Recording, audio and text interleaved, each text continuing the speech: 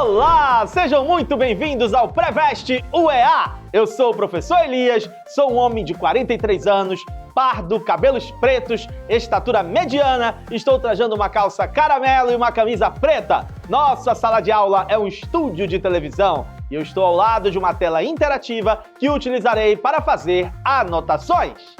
Muito bem, pessoal, hoje nós vamos falar sobre a Guerra do Contestado. Afinal de contas, que guerra foi essa, professor? Por que ela ganhou esse nome? Guerra do Contestado. Contestar, contestação. Isso já nos diz alguma coisa. Olha para mim, vem comigo, vem comigo, vem comigo. Olha só. Quando a gente fala de guerra do contestado, quando a gente vai entender as causas, as características, as consequências, a primeira coisa é entender o cenário histórico. E que cenário histórico era esse? Nós estávamos na Primeira República e essa região onde aconteceu a Guerra do Contestado, ela é uma região que estava sendo disputada por dois estados, né? Paraná e Santa Catarina. E ali você tem um desafio, porque você tem uma população que é uma população pobre, camponesa, que vive marginalizada e que está num cenário de vulnerabilidade. E somado a esse cenário de vulnerabilidade, você vai ter também a presença de crenças religiosas e messiânicas que vão trazer uma proposta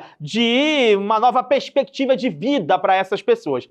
E aí, o cenário está montado para que aconteça um conflito, que você tem uma questão social que envolve a terra, você tem a questão dos conflitos que agentes vão passar e vão ter entre eles, entre si, a gente vai já ver isso, e você tem esse elemento religioso aí que também vai estar presente nesse cenário. Então, tudo isso junto vai levar a uma guerra. E para a gente ter esse cenário, vem para cá, olha só, olha para mim aqui, ó. Aqui eu tenho uma região entre o Paraná e Santa Catarina, que seria essa região que a gente chama de região do contestado, né? É uma área que já era uma área de conflito, já tinha uma disputa aí entre os estados de Paraná e Santa Catarina, e é justamente nessa região aí que a gente vai ter a chamada Guerra do Contestado. Show de bola?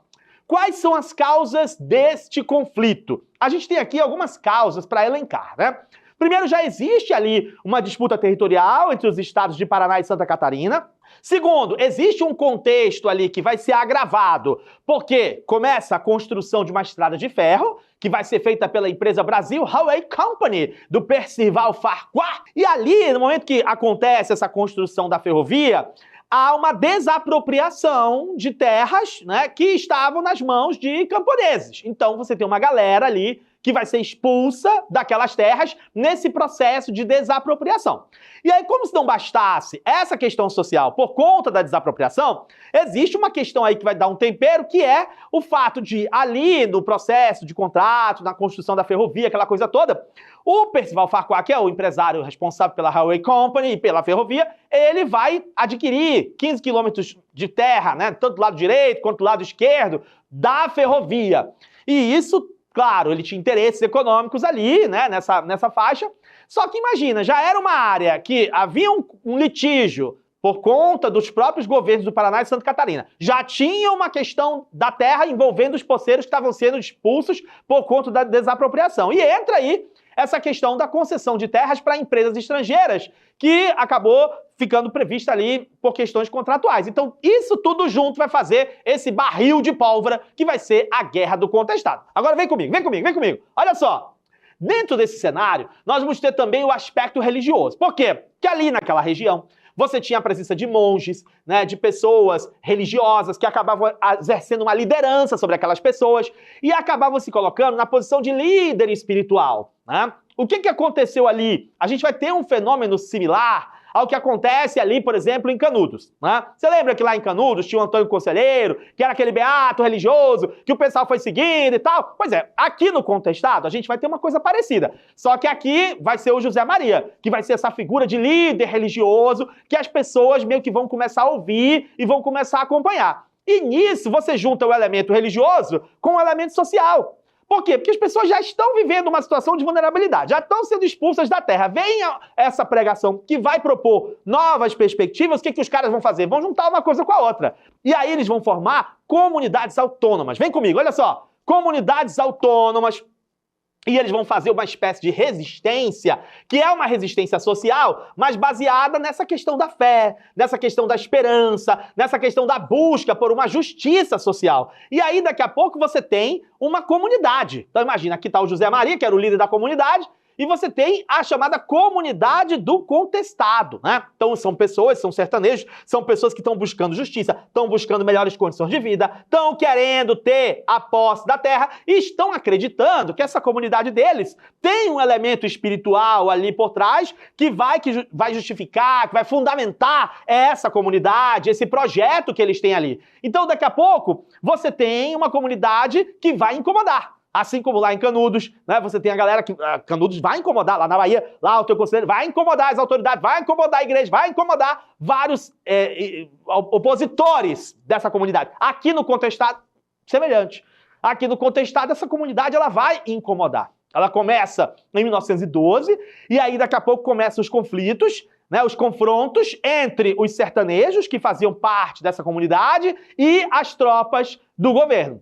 E aí, confronto daqui, confronto dali, né, perdas de um lado, perdas do outro. Cada vez mais esses integrantes dessa comunidade, eles vão se organizando, eles vão formando redutos, eles vão usando força militar para resistir e o governo usa o aparato institucional, né, o aparato militar que eles têm também contra esses sertanejos. E aí, meu amigo, o conflito foi um conflito que durou, porque você imagina, você tem uma guerra que começa em 1912 e ela vai até 1916, tá? Então você tem autores que vão dizer que é o maior conflito do século XX, o maior conflito brasileiro do século XX, certo? Que a gente tem um conflito maior que a Guerra do Contestado, mas é lá no século XIX, que é a Guerra dos Farrapos, lá no período regencial, durou 10 anos. Certo? Aqui no contestado a gente tem 4 anos de conflito, 4 anos de guerra. Agora vem pra cá, vem comigo, olha só.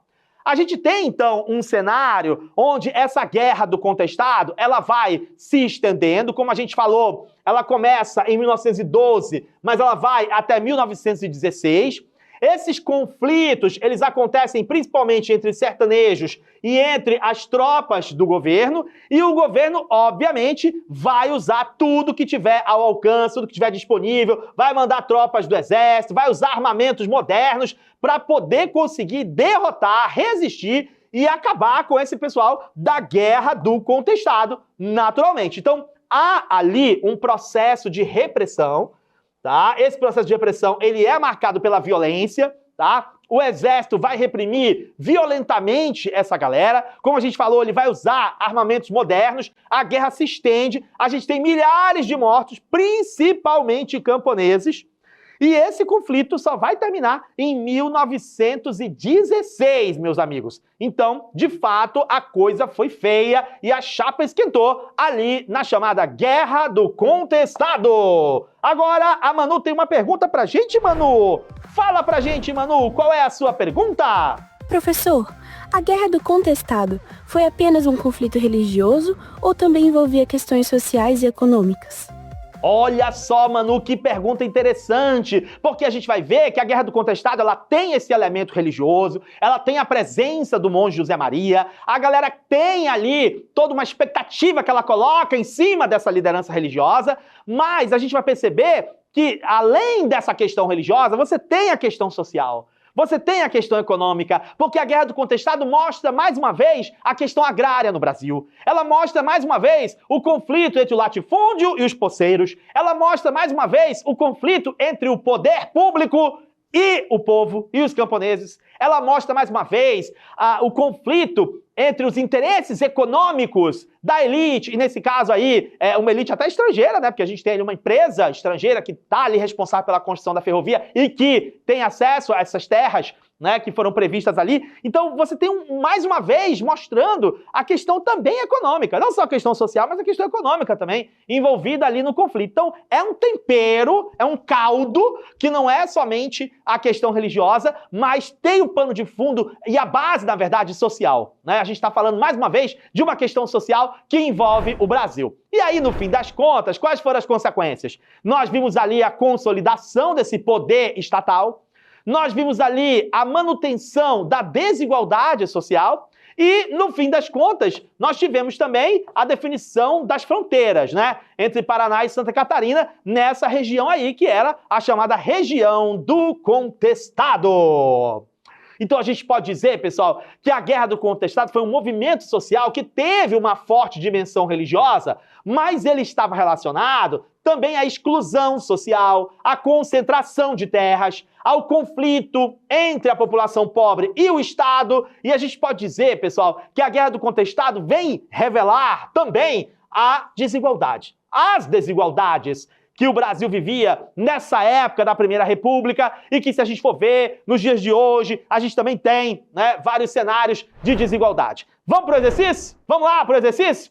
Olha só o que o exercício está dizendo.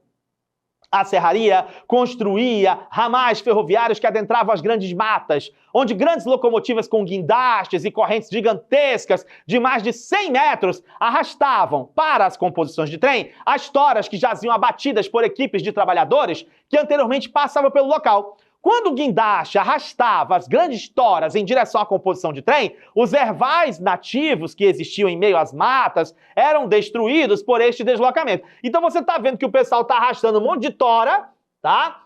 Que essas toras estão sendo abatidas, né, por equipes de trabalhadores e eles estão arrastando essas toras para a composição de trem. E o próprio texto está dizendo que quando isso acontecia, quando esse guindaste saía arrastando essas toras em direção ao trem, os ervais nativos que existiam em meio às matas eram destruídos por esse deslocamento. Então, o que a gente pode ver aí? A pergunta vem e diz assim, no início do século XX, uma série de empreendimentos capitalistas chegou à região do meio-oeste de Santa Catarina, ferrovias, serrarias e projetos de colonização. Os impactos sociais gerados por esse processo estão na origem da chamada Guerra do Contestado. Entre tais impactos encontrava-se, então eu tenho que achar o impacto da Guerra do Contestado. A primeira diz, a absorção dos trabalhadores rurais como trabalhadores da serraria, resultando em um processo de êxodo rural. Será que isso é o impacto da Guerra do Contestado? A gente sabe que vários camponeses passaram pelo processo de desapropriação, foram expulsos das suas terras, mas a gente sabe também que muita gente chegou de fora para trabalhar na obra da ferrovia e depois que a ferrovia terminou, ficou um monte de gente desempregada. A letra B fala que o desemprego gerado pela introdução das novas máquinas que diminuíam a necessidade de mão de obra. Não, eles usaram a mão de obra, não só a mão de obra local, mas veio gente de fora também. Essa mão de obra foi utilizada na construção da ferrovia, mas depois esse pessoal todo ficou a ver navios depois que a obra terminou. A letra C, a desorganização da economia tradicional, que sustentava os poceiros e os trabalhadores rurais da região. Essa aqui está interessante pra gente. A próxima, a diminuição do poder dos grandes coronéis da região, que passavam a disputar o poder político com os novos agentes. Não, diminuição do poder, pelo contrário, a gente está vendo a vitória do latifúndio, a vitória dos mais poderosos sobre os camponeses. A letra E, o crescimento dos conflitos entre os operários empregados nesses empreendimentos e os seus proprietários ligados ao capital internacional. Aqui a gente não está falando de um conflito trabalhista, né, entre o operário que está empregado ali e o proprietário, né, dessas empresas, né, que estão ligados ao capital internacional. Aqui a gente está vendo um conflito social que envolve os poceiros e o Estado, mais essa elite de fora e mais toda essa questão da própria disputa do litígio entre Paraná e Santa Catarina. Então, o que aconteceu ali realmente foi a desorganização, letra C, da economia tradicional, que sustentava os poceiros e os trabalhadores rurais da região. Esse pessoal foi expulso das suas terras, né? Quando começa a construção da ferrovia, há as desapropriações e a galera vai sendo expulsa dessas terras, certo? E com isso, obviamente, vai desorganizando a economia tradicional que sustentava esses poceiros e os trabalhadores daquela região. E o texto especificamente fala sobre essa destruição, né, que a obra vai trazendo, vai arrastando a madeira, vai destruindo os ervais, né, que ali também faziam parte do cenário da Guerra do Contestado e da vida daquelas pessoas que estavam ali sendo colocadas numa situação de vulnerabilidade maior ainda com toda aquela obra da ferrovia. Show de bola, pessoal? Então é isso. Na aula de hoje a gente viu a Guerra do Contestado, que é um assunto super importante para o vestibular da UEA. Baixe o aplicativo do Preveste UEA e siga a gente nas nossas redes sociais para não perder nenhuma novidade. Até a próxima. Tchau, tchau!